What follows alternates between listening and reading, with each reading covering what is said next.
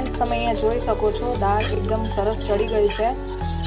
તો તેમાં હવે આપણે વઘાર કરી લઈશું. ફ્રેન્ડ્સ, આપણે અહીં દાળનો વઘાર કરવાનો છે, તો તેના માટે 4 ચમચી તેલ લઈ લઈશું. તેલ ગરમ થઈ ગયું છે.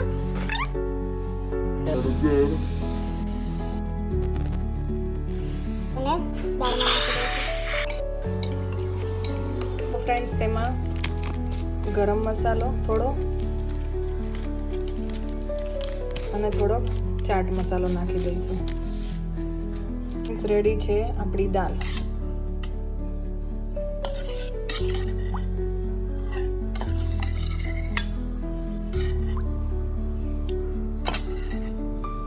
ફ્રેન્ડ્સ, આપણે અહીં પકવાન બનાવવાના છીએ, તો તેના માટે 1 મોટો કપ મેંદાનો લોટ, અડધો કપ ઘઉંનો લોટ.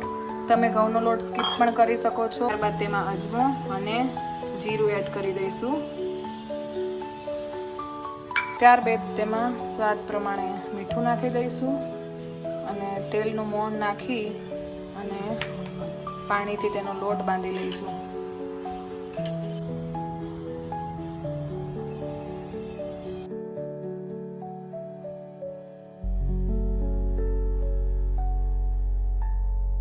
તો ફ્રેન્ડ્સ, પકવાનનો લોટ રેડી છે. એકદમ સોફ્ટ, નહીં કડક અને નહીં ઢીલો. તેને 5 મિનિટ ઢાંકીને રેસ્ટ આપી દઈએ.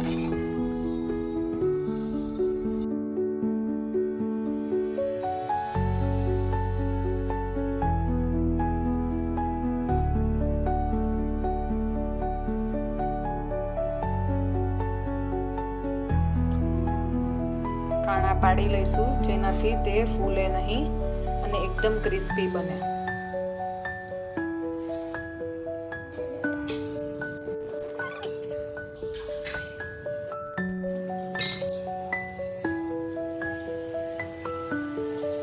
તો ફ્રેન્ડ્સ, આ પકવાનને સ્લો તાપે અને એકદમ ક્રિસ્પી થવા દેવાનું છે. ફૂલ ગેસ નથી રાખવાનો, નહીં તો તે તરત બળી જશે અને અંદરથી કાચો રહેશે અને ક્રિસ્પી નહીં બનશે. એટલે એને એકદમ ધીમા તાપે તેને ક્રિસ્પી થવા દેવાનું છે.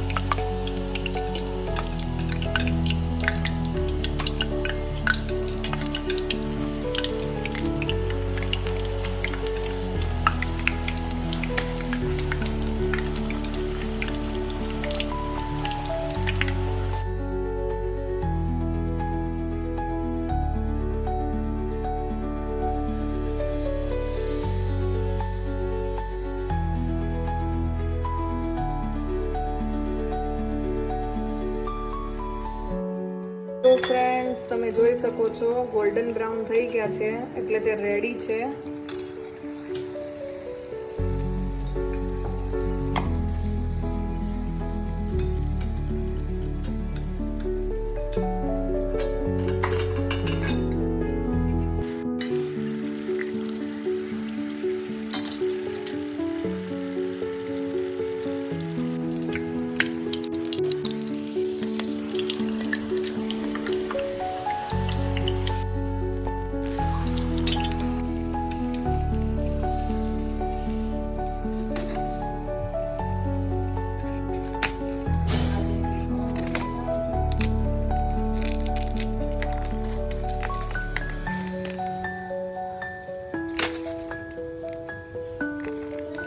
તો ફ્રેન્ડ્સ, રેડી છે દાળ પકવાનનો સામાન. તેના માટે મીઠી ચટણી, ગ્રીન તીખી ચટણી, ટમાટર, કાંદા, ધાણા, સેવ, પકવાન.